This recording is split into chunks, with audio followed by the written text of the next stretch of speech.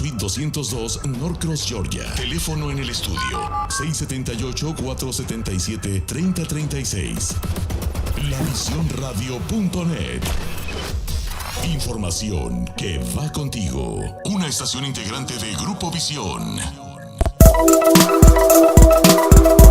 Somos Luis Velázquez y Eduardo Porcarelli. Los invitamos a que nos acompañen todos los viernes a las 9 de la mañana en El Séptimo Laberinto. Un viaje por los confines de nuestro mundo interior y exterior. Ciencia, filosofía y esoterismo por lavisionradio.net. Información que va contigo. El Séptimo Laberinto.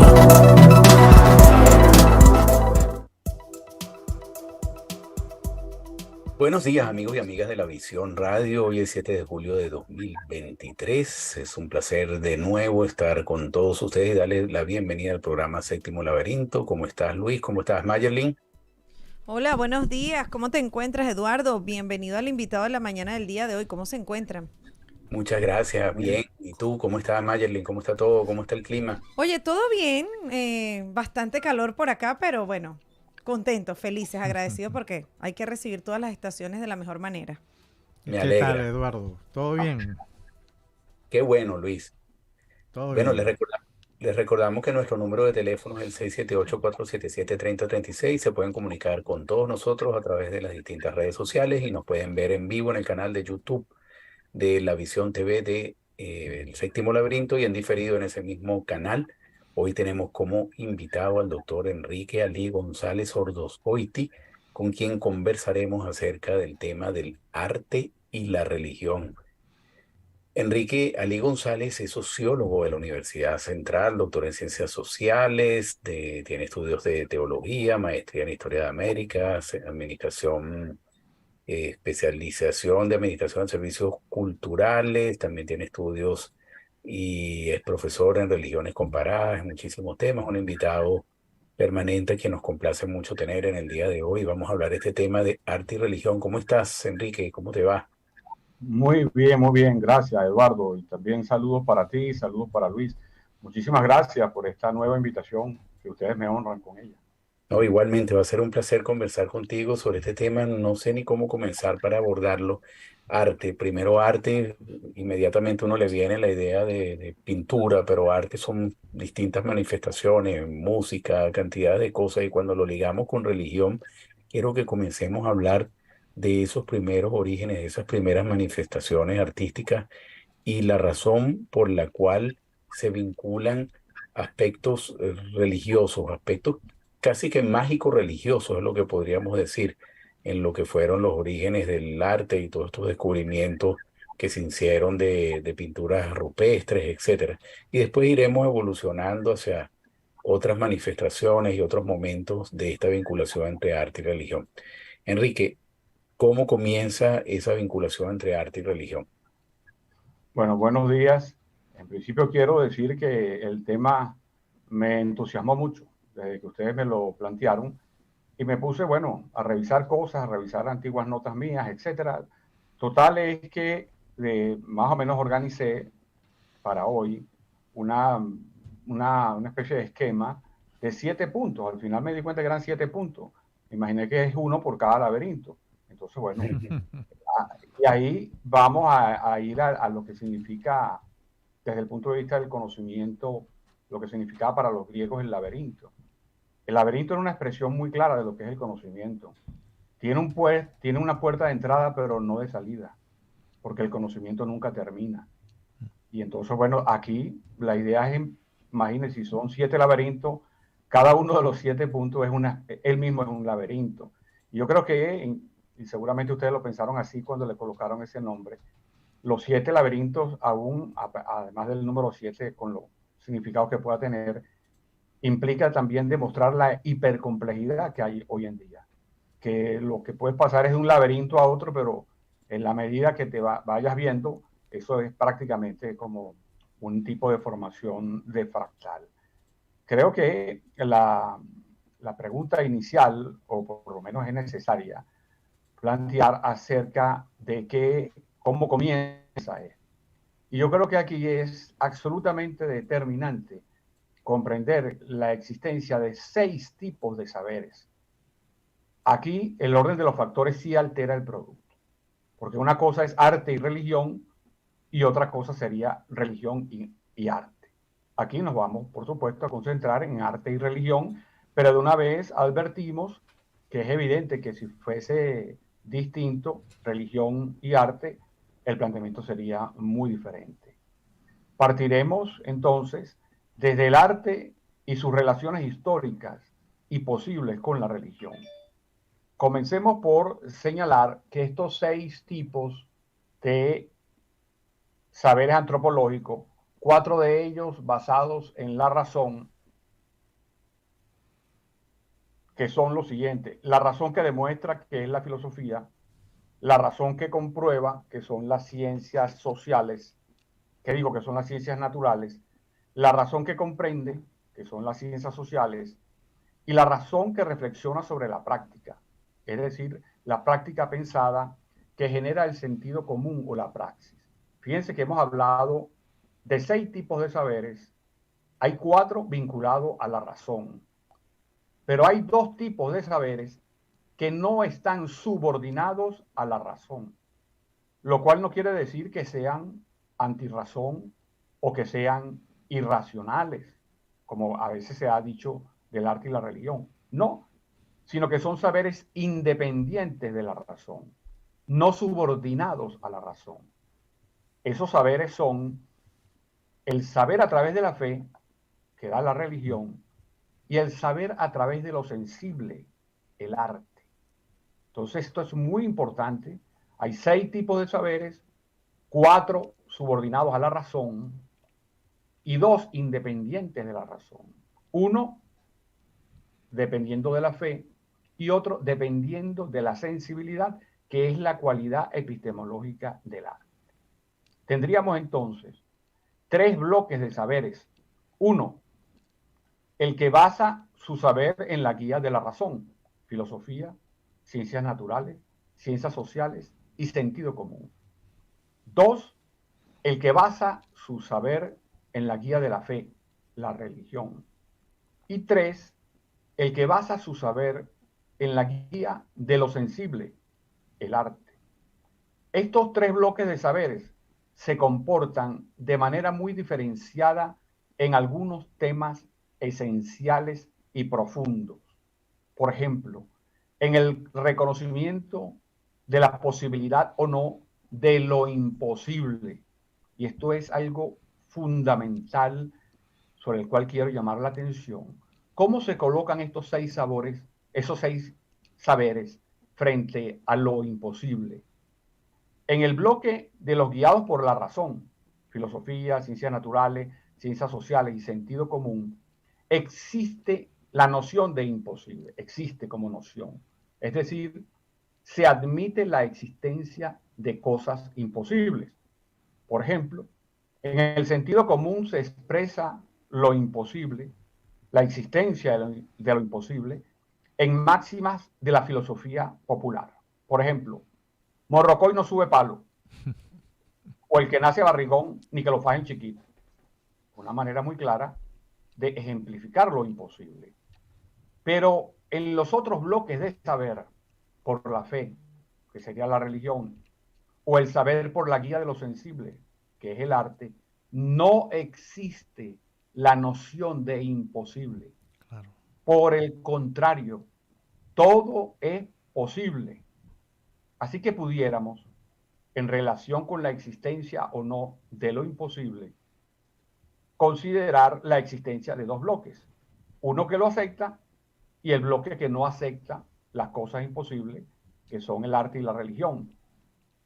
Entonces, aquí se manifiesta una identidad de esencia entre la religión y el arte, que es su apertura al todo.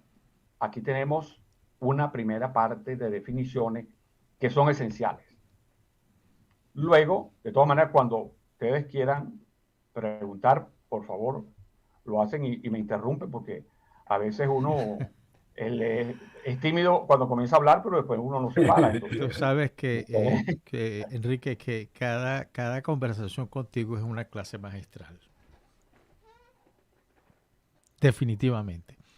Ahora, efectivamente, el arte es lo sublime. Es como el amor. Es algo.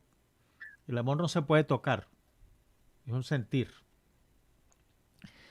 Y el arte religioso, el arte es interesante y así lo comprendo, que es la manifestación de la comprensión de la relación con Dios.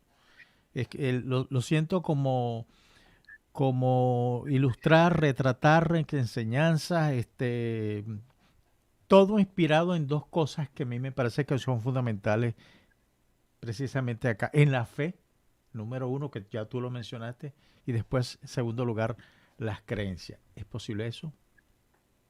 claro, pero aquí hay que, digamos, precisar, después lo podemos hacer, pero ver que hay dos dimensiones en cuanto a la relación de arte y religión, porque los 6 saberes, ninguno puede ser subsumido por otro. O sea, ningún saber elimina al otro. Se pueden relacionar y de hecho se relacionan.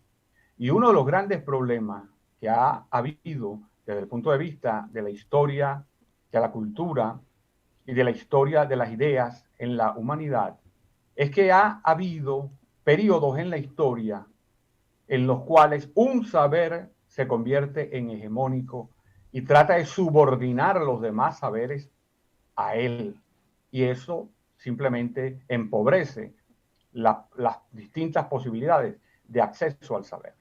Entonces, durante un tiempo, por ejemplo, y eso tiene que ver con la historia, y aquí vemos la importancia, vamos a señalar simplemente desde el punto de vista de la historia del pensamiento, la religión. La religión como pensamiento es el pensamiento más antiguo que se sepa de la humanidad. Por lo menos hay restos fósiles desde hace 90.000 años en Palestina que demuestran la existencia del pensamiento religioso. Pero en cambio, cuando nosotros hablamos de un pensamiento sistemático filosófico, tenemos que remitirnos a los griegos, hace 2.600 años apenas. Y si hablamos de las ciencias naturales, tal como se conocen en Occidente, tiene menos de 1.000 años, menos de 1.000 años. Y si hablamos de las ciencias sociales, menos de 300 años. Si nosotros hiciésemos una escala y observamos que el pensamiento religioso tiene 90.000 años y que el filosófico 2.600, imagínense la enorme cantidad de tiempo de desarrollo del pensamiento religioso, y eso estamos hablando en base a los fósiles, porque seguramente podrían encontrarse fósiles más antiguos, pero imaginémonos entonces que el pensamiento religioso ejerció de plano la hegemonía y la fuente matriz en algunos casos de los otros pensamientos. Pero aquí, con relación al arte, yo quiero destacar, y voy a leer un pequeño párrafo que escribí para esto, pero yo quiero destacar cómo en el caso del pensamiento y de la manera de saber de lo artístico, del arte, a lo mejor está muy emparentado con el inicio del pensamiento religioso. Aquí voy a leer una pequeña síntesis porque, digamos, es algo que, por ejemplo, se usa en antropología de lo sagrado, pero es una materia, digamos. Aquí vamos a tratar de resumir con el siguiente título, que es el segundo laberinto. Recordemos lo que decíamos al principio, cada punto es un laberinto. Este laberinto lo hemos llamado de la apertura al todo y al pensamiento más antiguo. La vieja relación arte-religión. El pensamiento religioso puede datarse, según los restos arqueológicos encontrados en Palestina, al menos desde hace 90.000 años. Este pensamiento religioso se expresaba en una manera de tratar al cadáver. Por ejemplo, utilizando los colores rojo u ocre, el colocarlo en una determinada posición para ser enterrado o para introducirlo en una vasija cuya cabeza estuviese orientada con relación al sol, acompañado o no de algunas de sus pertenencias. El lugar de la ubicación final del cadáver podría estar cerca o lejos de su vivienda, de acuerdo a los criterios grupales conversados. Luego se consumirían ciertas bebidas y comidas. Y si a los días después de haber dispuesto del cadáver a alguien del grupo se le aparecía en sueños el occiso, enseguida la comunidad realizaría nuevos rituales. Esa sucinta descripción de un rito funeral, evidentemente, puede ser leído desde el arte como una manifestación plástica, musical, de oralidad recitada, de oralidad combativa contra las fuerzas que intentan desintegrar la comunidad, de la oralidad que busca desarrollar la memoria de la tradición en cuentos, leyendas y moralejas, de vestuarios especiales, de comidas y bebidas vinculadas con la ocasión. Es decir, la muerte y los ritos funerarios pueden ser leídos desde lo sensible como una gran y digna obra de teatro en el más noble sentido del término. Muy bien, Enrique.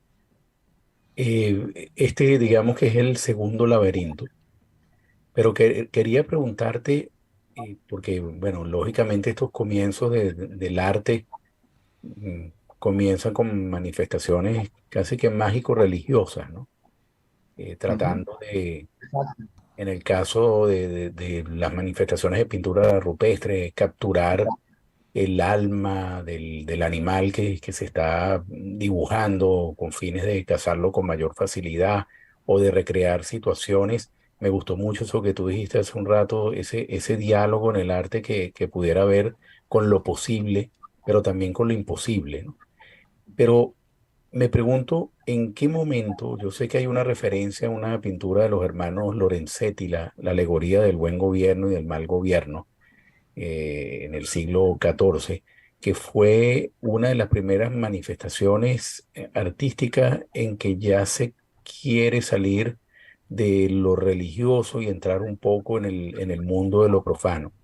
Y uno ve la evolución del arte al día de hoy en todas las manifestaciones, y aun cuando uno pudiera pensar que muchas de esas manifestaciones no tienen ninguna connotación religiosa, siempre va a estar presente de alguna manera la connotación religiosa, aunque no haga referencia a alguna religión particular, a alguna creencia particular. Es decir, en, en la propia música, en el propio arte, si sea el arte contemporáneo, la música contemporánea, esos elementos mágicos no siguen de alguna manera estando presentes. ¿Cómo tú lo ves eso de cara al segundo laberinto que acabamos de hablar y a los 5 laberintos que nos faltan? Sí. Yo quisiera Ajá. agregar una pregunta y perdóname, Eduardo, y perdóname, Enrique.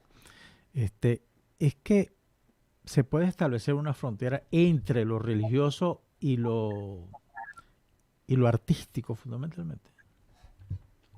Ajá, bueno, ahí son, bueno, cada pregunta es un túnel, porque cada pregunta es un túnel Un laberinto. enorme, mínimo del que va del que ese grandote del Boquerón uno que va para arriba, mínimo, mínimo.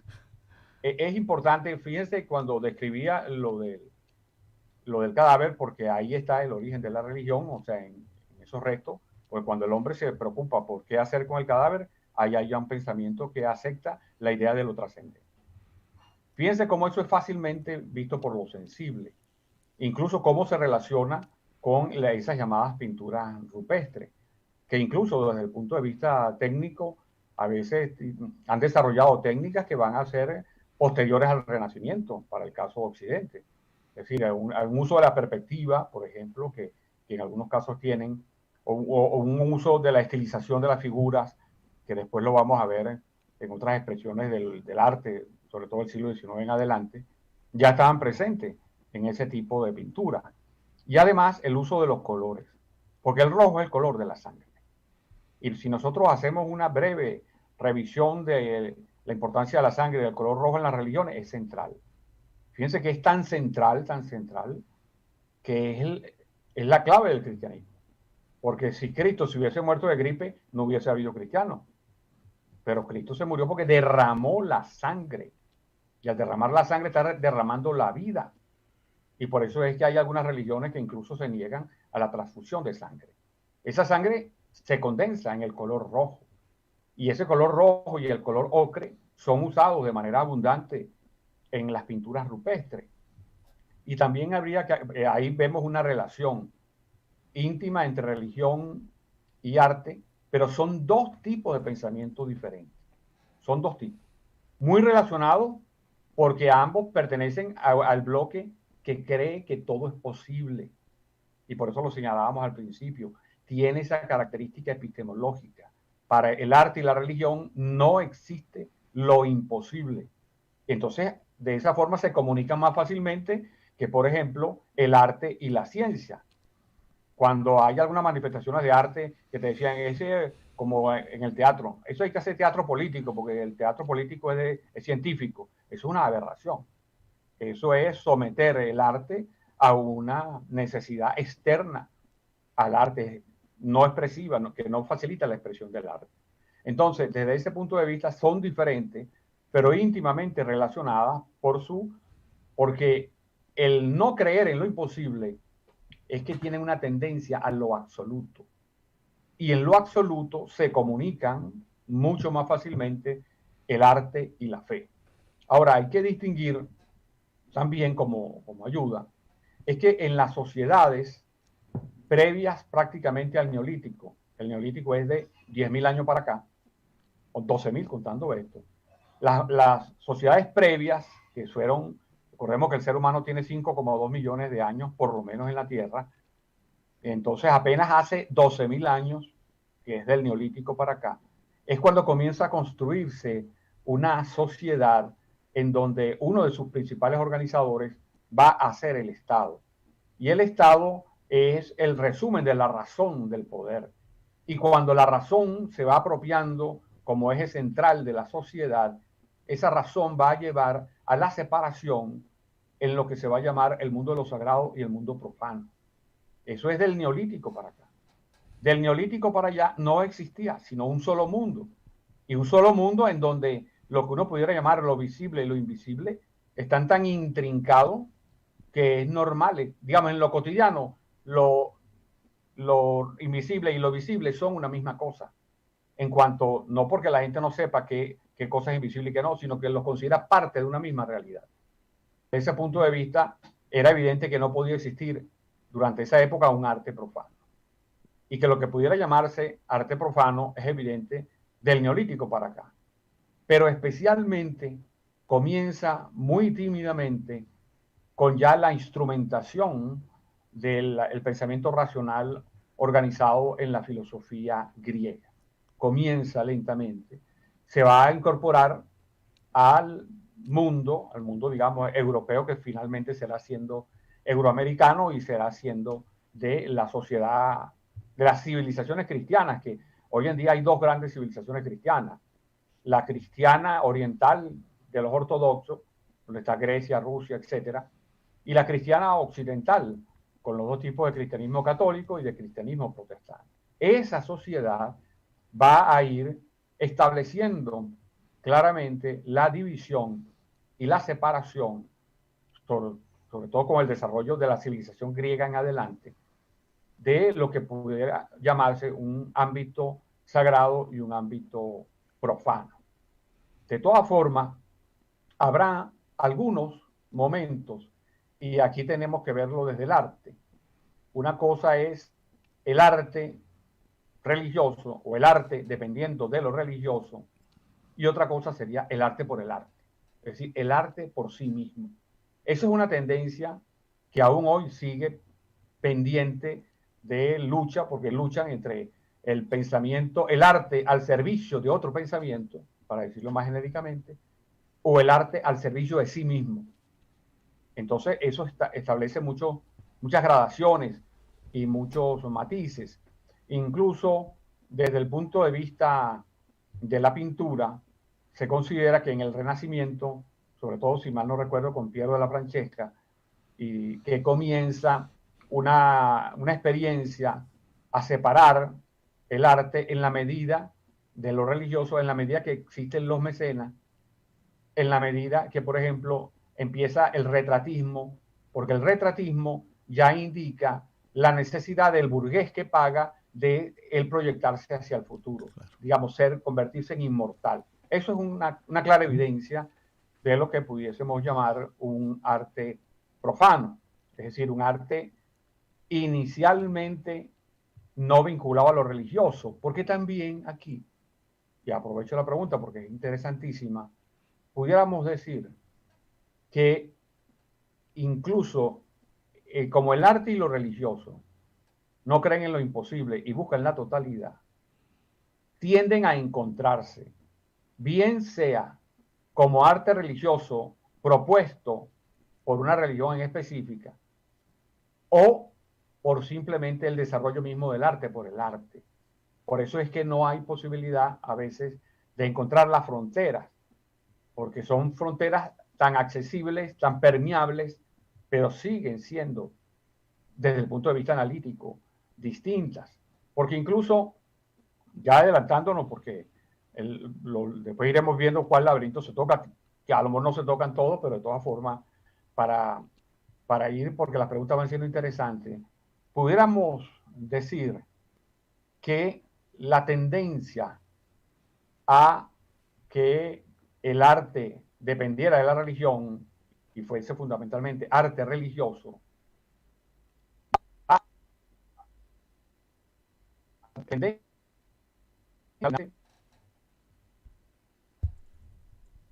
hay un problema de audio.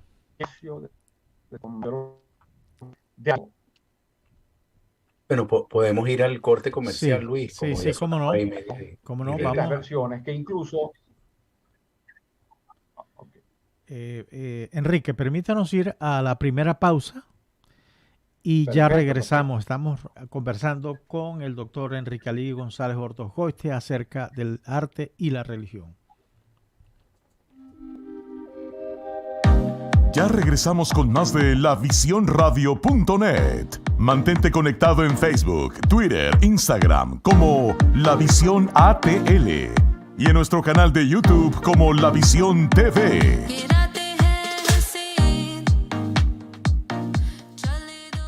Ponle sabor a tus mañanas con Despertar Informativo.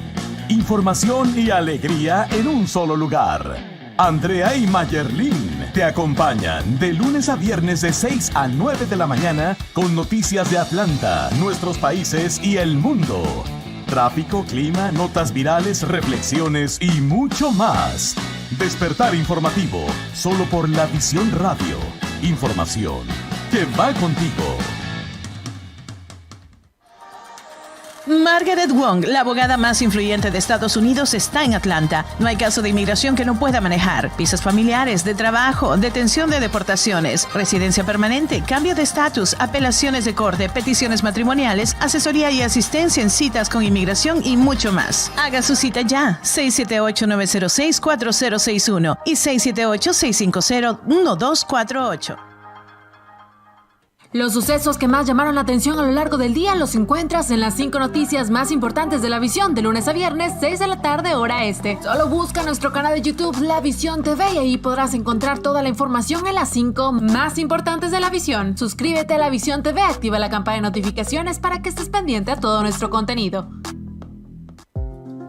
¿Problemas de salud? Visite Centro Médico Promed, su clínica familiar de confianza. Medicina familiar, exámenes de sangre, control de diabetes y colesterol, ginecología, ultrasonidos, resonancias magnéticas y muchos servicios más. Pregunte por la nueva técnica con plasma para el rejuvenecimiento facial y la caída del cabello. Centro Médico Promed, en Pleasant Hill Road, Lawrenceville, Georgia. Teléfono 770-798-9799. En La Visión, llevamos hasta tus manos las noticias del día. Estés donde estés. De lunes a viernes te ofrecemos toda la información que necesitas en nuestra nueva y mejorada edición digital. Búscala y suscríbete en lavisionweb.com. Digital, práctica e interactiva. Mantente siempre informado. Periódico La Visión, en edición digital, con la información precisa para empezar tu día. Estamos de vuelta en lavisionradio.net. Mantente conectado en Facebook, Twitter, Instagram como La Visión ATL y en nuestro canal de YouTube como La Visión TV.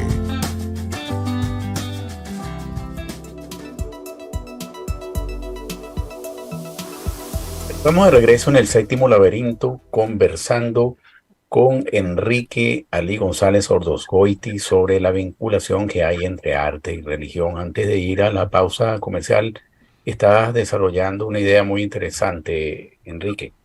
Vamos a continuar con la misma, hilándola para ir subiendo de laberintos.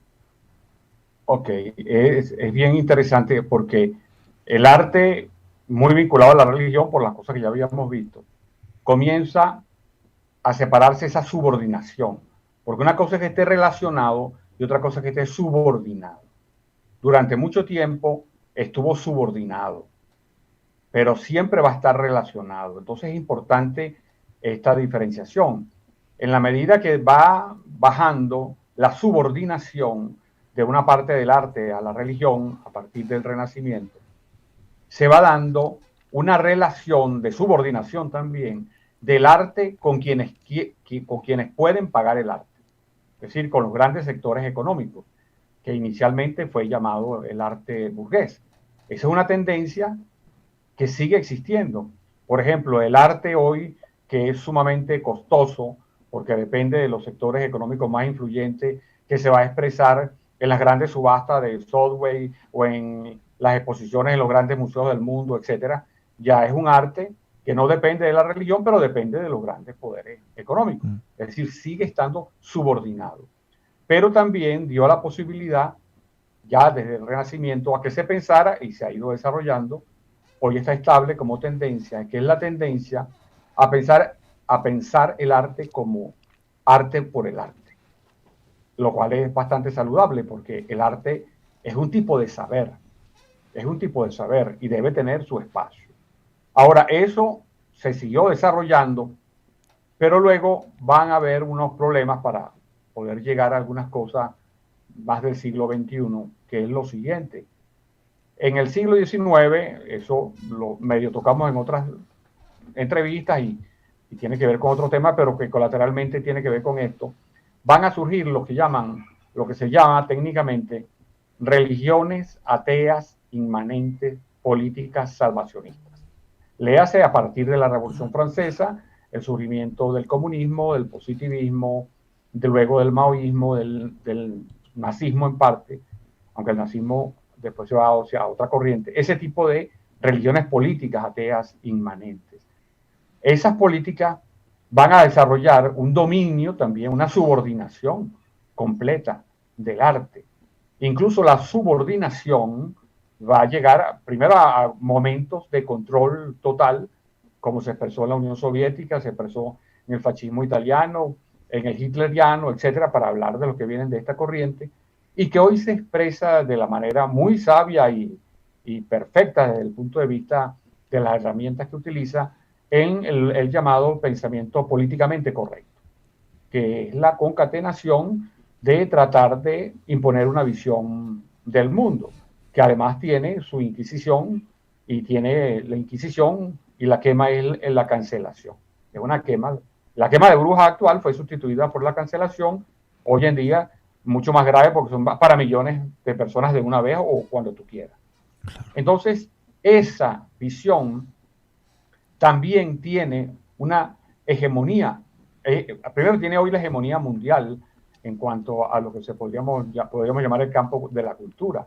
Y esa hegemonía mundial también se expresa en una hegemonía sobre el arte, porque el arte que no sea considerado políticamente correcto no va a ser tomado en cuenta desde el punto mediático masivo más internacional. Entonces aquí tenemos que se ha incorporado una cuarta forma de entender el arte vinculado a la religión, el arte vinculado a los gustos de los mecenas y a los gustos de los grandes poderes económicos actualmente, el arte el arte por el arte, y el arte ahora subordinado ya a una lucha cultural mundial que lleva a cabo lo que sería la visión de lo políticamente correcto. Esto ha generado entonces un nuevo campo actual que no existía antes, de la manera como lo voy a plantear, que es el campo de la lucha religiosa, entre una lucha religiosa en el sentido de una lucha de proponer un desmantelamiento de la estructura de sentido de la civilización occidental y proponer una distinta, que es la que propone la visión que está detrás de lo políticamente correcto. Y ahí el arte juega un papel fundamental, porque vale a una sociedad. Lástima, estamos teniendo otra vez problemas de conexión.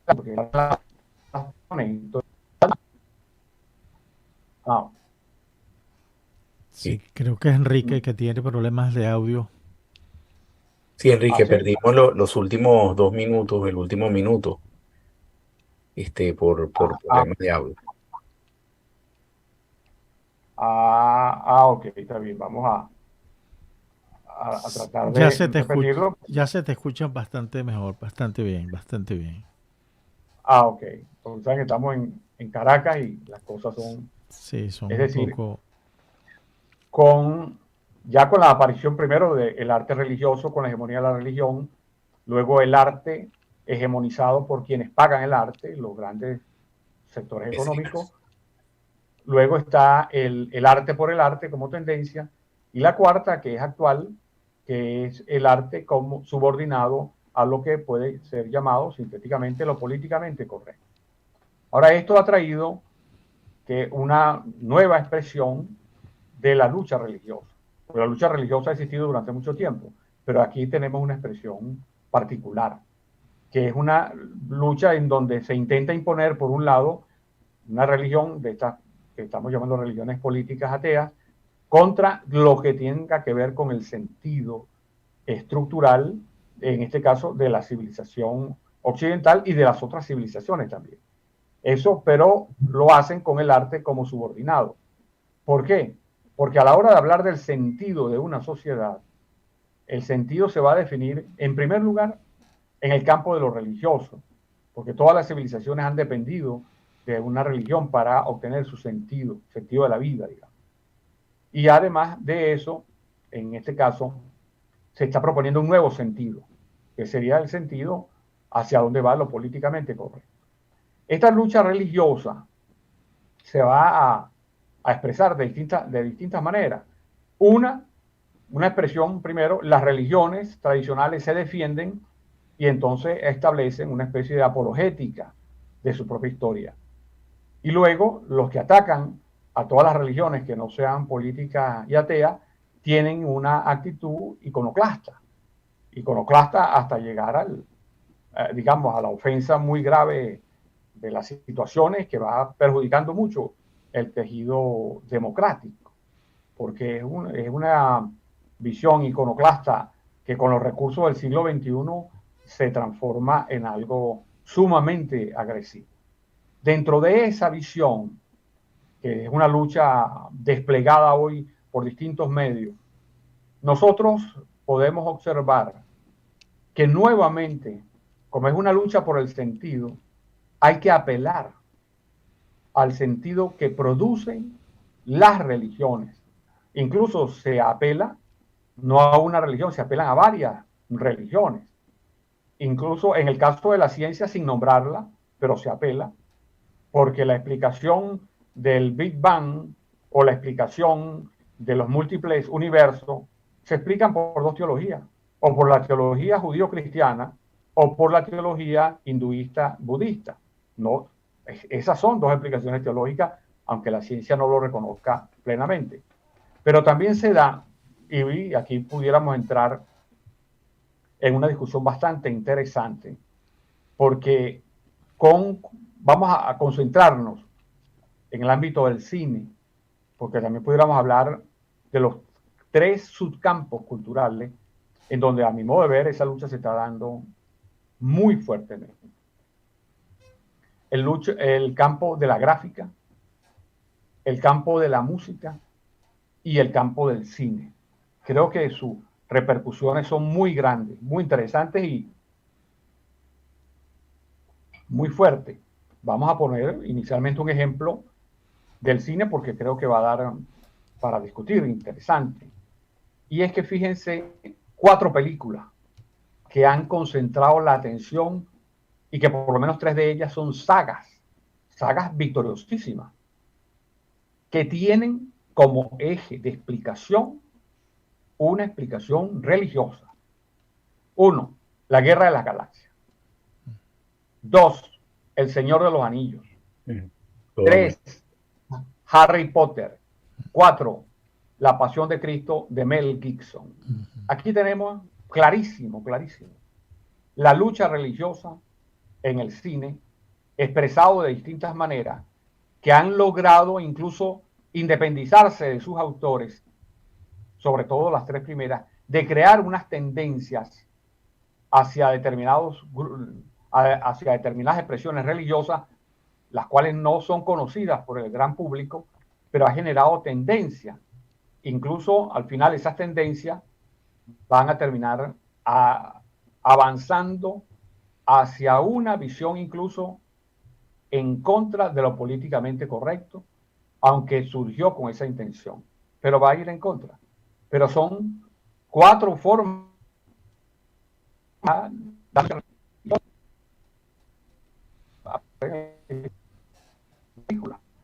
creo que aquí Sí, tenemos otra falla en el audio.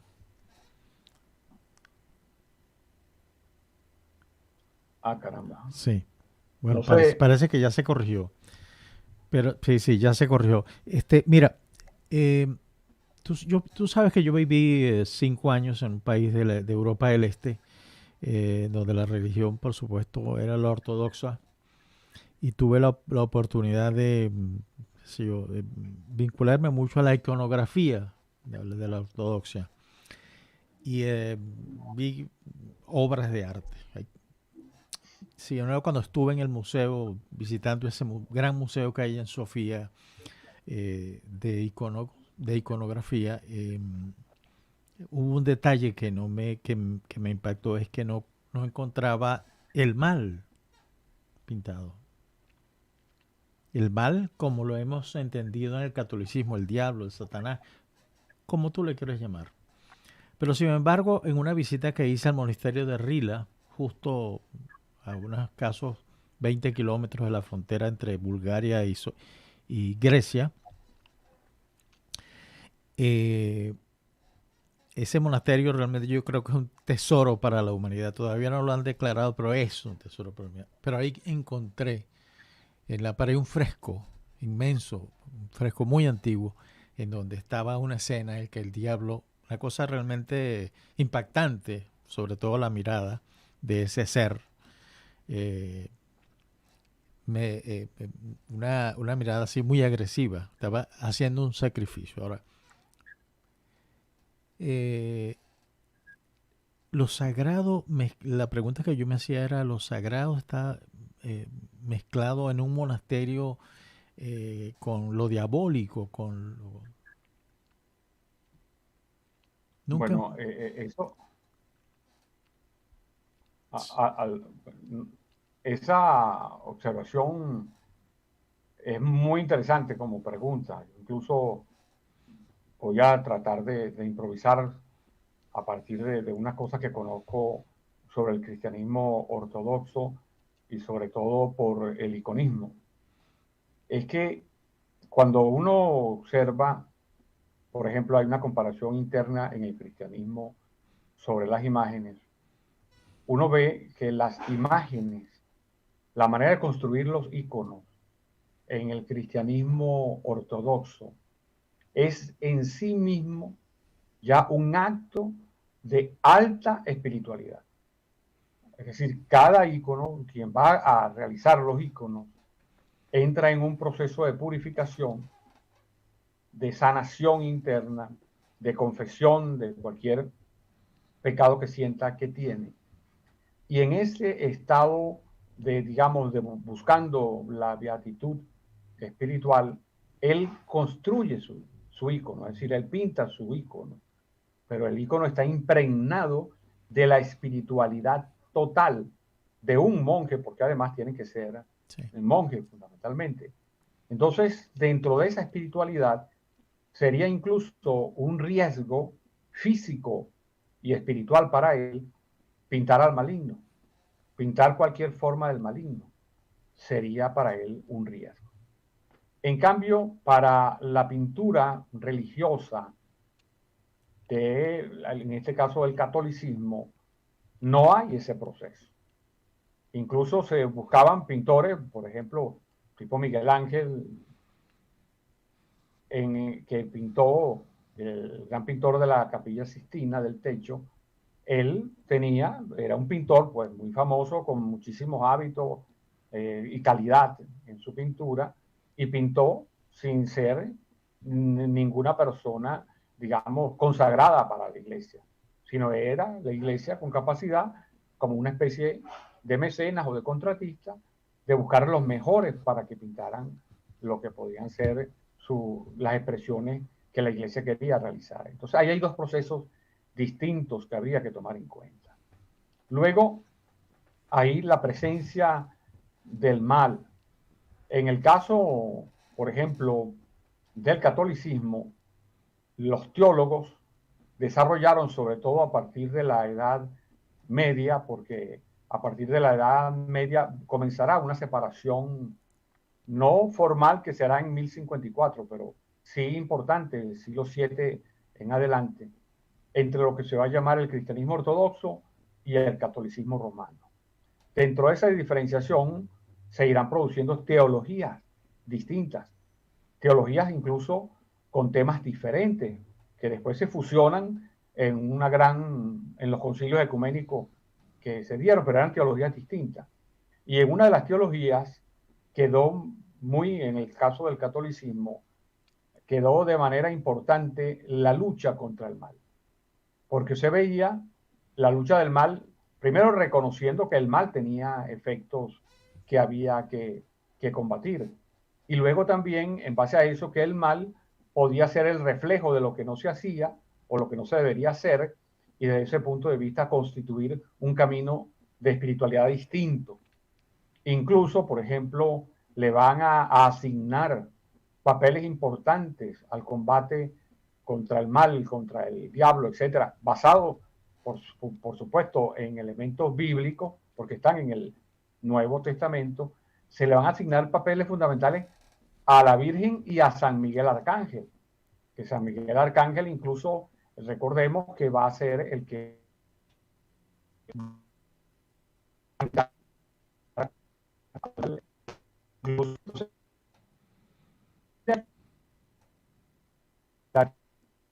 la importancia gráfica y sobre el mal, porque si nosotros lo vinculamos con algo que recientemente sucedió, que es la celebración del Corpus Christi, una de las maneras de celebrarlo es con los diablos danzantes. Entonces, ¿qué es lo que simbolizan los diablos danzantes? Es el fracaso de los diablos ante Cristo, porque terminan arrodillados ante Cristo, terminan sometidos a la iglesia. Entonces ahí también tenemos un elemento del mal que finalmente, como el mal no tiene existencia propia, el mal va a desaparecer en la medida que se somete a la iglesia y se somete a Cristo. Entonces ahí tenemos un uso del maligno para demostrar, primero, que no es invencible, y segundo, que puede ser rescatable gran parte del mal en la medida que acepten a Cristo. Entonces ahí hay toda una pastoral y una teología muy interesante. Enrique, hay una oyente que comenta: en la iconografía no se representa al maligno porque sería invocarlo. Por eso San Miguel aparece armado, pero nunca con el demonio, ni siquiera vencido. Pero yo tengo una pregunta, pues ya lamentablemente nos estamos acercando a la última parte del programa. Recientemente apareció una noticia acerca de Mena. Mena es conocido como el dios de la inteligencia artificial. Este es prácticamente imaginar un mundo en el que todas las tecnologías y espacios cibernéticos existentes o por existir van a estar fusionados para dar vida a una entidad sensible, superinteligente, omnipresente, que es el sueño de lo que se está vislumbrando con Mena. Y hay un culto conocido como Theta Noir, fundado por un grupo de 3 artistas en el año 2020. Ellos han lanzado un llamamiento más terrenal, vía internet, buscando una campaña de donación en su sitio web, donde próximamente van a aceptar criptomonedas en su sitio web, y Bip y Pay incluso han puesto a la venta un NFT, que es una moda que hay en este momento en el arte de comprar obras digitales por pedacitos, obras exclusivas. Y esta venta de este NFT como pieza única y repetible vinculada con Mena, esta inteligencia artificial, tendría un valor cada pieza de 126 euros. Claro, uno lee esto y de las tradiciones que uno ha seguido por años, de casi que lo conservador que uno ha sido en cuanto a temas religiosos, en cuanto a temas del arte, escuchar todo este desarrollo, primero de un Dios asociado a la inteligencia artificial creado por los hombres con tecnología, y segundo, vinculado a un grupo que quiere fortalecerlo, vendiendo NFTs a 126 euros de esa pieza artística representante de ese dios de la inteligencia artificial, Mena. Uno dice esto y dice, bueno, ya la ciencia ficción llegó, está aquí con nosotros. ¿Qué lectura le das tú a todo esto que te acabo de comentar en relación a nuestro tema arte y religión? Bueno, como dirían ellos, negocio es negocio. Y no si es un negocio el que caiga, bueno, ya es un problema de la voluntad individual. Pero fíjense que si lo vemos desde el punto de vista de la historia de las religiones, podemos establecer un símil fácil. Porque la religión es el pensamiento más antiguo. No hay nada que quieran inventar que ya no haya sido inventado. No hay. Cuando uno estudia historia de las religiones, descubre como cuando uno coleccionaba un álbum de barajitas. La tengo, también la tengo. Claro, fíjense que aquí, por ejemplo, esa la tengo. Y ya se lo voy a decir.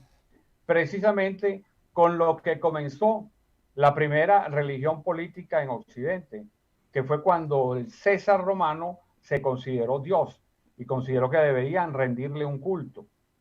Entonces, bueno, que empezó a luchar en contra de la religión pagana y se estableció una lucha religiosa. Y César inventó que él era el hijo de Dios y que además merecía las cosas de Dios, etc. Eso es parte de la egolatría del ser humano, porque ¿qué sucede? Que el ser humano no es humilde, pero la gente piensa que ser humilde es porque no se tiene un pensamiento denso. No, se es humilde para no parecer bruto. O para evitar decirlo hoy, porque hoy la psicología se relaciona mucho con la diplomacia y usted es uno es psicólogo y el otro es diplomático. Fíjense que ahora no se dice que nadie es bruto, sino dice, no, él es lento para aprender. Él es lento para aprender. Y cuando unas cosas que uno diría, ese es brutísimo, entonces un psicólogo que sea diplomático o un diplomático que también sea psicólogo dirá, bueno, lo que pasa es que él es lentísimo para aprender. Pero la conclusión es la misma. Resulta que César pensó que él iba a ser Dios y no puede hacerlo porque ¿qué no acepta el hombre?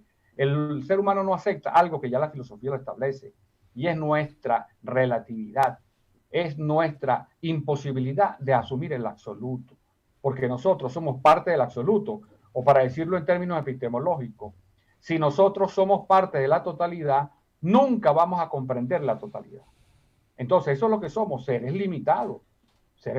Hay personas que piensan que no se conforman con eso, pero resulta que eso es un dato de la realidad, e intentan crearse ellos o formarse ellos mismos o hacer creer a los demás que son dioses.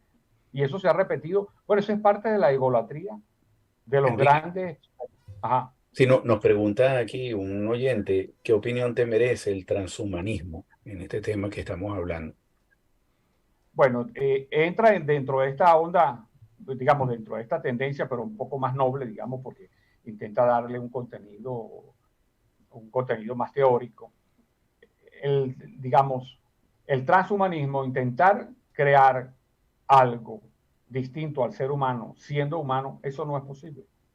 Eso no es posible, simplemente. Lo que hacen están construyendo o tratar de construir un ser humano a la medida de quienes van a dirigir el proceso, porque el transhumanismo incluye crear matrices artificiales, crear inseminaciones, desarrollar las inseminaciones artificiales, etcétera, para dirigir la formación de cierto tipo de seres humanos. Eso es una especie de eugenesia con todas las herramientas tecnológicas hoy en día, pero es simplemente una manera de tratar de dirigir al mundo de acuerdo a los intereses de cierto grupo para que las personas que nazcan, digamos, se parezcan a ellos mismos o a lo que ellos aspiran a ser. Eso es parte, digamos, de lo que sigue siendo una lucha contra la religión para tratar de proponer una religión distinta. Y esa religión distinta piensan que puede centrarse en el ser humano. Así hay varias expresiones, incluso de algunas otras religiones, especialmente eso viene del pensamiento gnóstico, heredado de Persia, que después permeó mucho Occidente. Pero la realidad objetiva es que existe lo inmanente y existe lo trascendente. Y algo que reconoce fácilmente las ciencias duras, porque las ciencias duras, incluso en su lenguaje normal, no dicen que inventan una ley, sino la descubren. Así es. Si la descubren es porque ya existía. Y si existía previo a ti, tú no la puedes formar, sino ya existía. Tú lo que haces es descubrir. Y entonces quienes piensan que pueden inventar todo, ya dejan de tener un pensamiento racional y es imposible entonces establecer una secuencia de diálogo con personas que renuncian a la razón, pero desde un punto de vista irracional, porque tanto el arte como la religión pueden utilizar la razón, porque no es que son irracionales, no es que carecen de razón, es que tienen su propia lógica. Entonces es distinto, son lógicas distintas, pero cuando tú entras en la lógica racional tratando de ser irracional, realmente eso es muy imposible. Bueno, Enrique, nos venció el tiempo, lamentablemente. Y faltaron cuatro laberintos. En alguna otra oportunidad los seguiremos explorando hasta llegar al séptimo. Muchas gracias, Enrique. Un placer tenerte en el programa. Un honor haberte tenido de nuevo acá, Enrique. Muchas gracias a Hasta ustedes. la próxima. Muchas gracias, Mayerlin, y los esperamos la próxima semana. Está bien. Muchas gracias. Gracias.